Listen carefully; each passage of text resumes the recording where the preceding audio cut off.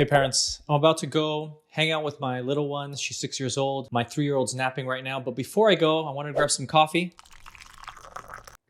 And I wanted to make a video real quick because it was something so important that just happened during lunch that I wanted to share with you. So my little one, she's 3 years old. She's almost 4. And we let her know, hey, we got to finish up lunch. We got to go home. You have to nap. And she goes, I don't want to nap, right? I mean, eventually little ones don't want to nap. They want to be like the big ones. And what do we always say? I say it, my wife says it, you're going to say it as well. Oh, you have to nap for these reasons. You're talking very logically. You have to nap because you want to grow. You have to nap so you can feel better or else you're going to be cranky at night. Of course, she's not going to listen.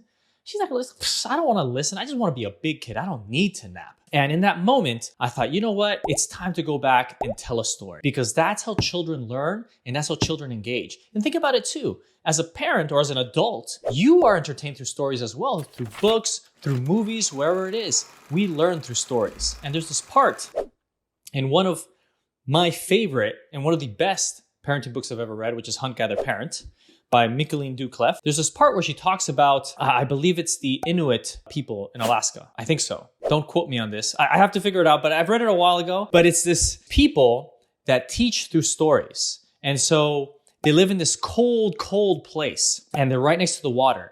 In order to make sure that the children don't run into the water and drown, they teach them through stories. They teach them that there's a monster in the water and if you get too close, it's gonna grab you and drag you into the water and it works. So I told my 3, almost 4-year-old a story. I told her the story of a girl that lives in Orange County, where we live, that is becoming bigger and bigger and becoming a big girl. And now she doesn't really want to nap anymore because she wants to continue playing and having fun. And then I tell her what ends up happening is this girl, she doesn't nap anymore.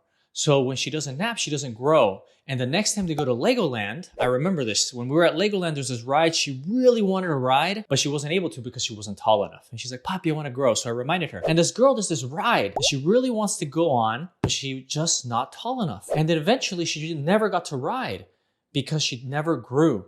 And she got all sad. And then I let her know. But then the girl went home. She listened to her mommy and poppy, and she started napping. And she started eating well, and she slept. And she grew and she grew. And then eventually she got tall enough and she was able to ride that ride. And she smiled. And it sounds so simple. It sounds so simple that it's kind of like, I can't believe that would work. But it worked. She just listened. It's not like she was like, immediately, I want a nap. But she just listened. We came home. We washed our hands. And then she turned to mommy. She turned to her mom and she said, Mommy, I want a nap because I want to grow. And I'm like, oh, great.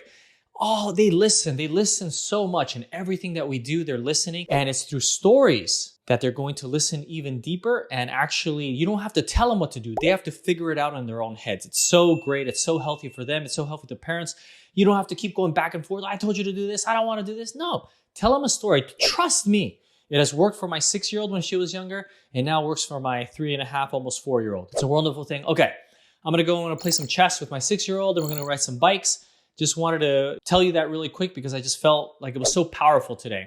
And I also want to say a shout out to Michaeleen. Thank you for writing the book.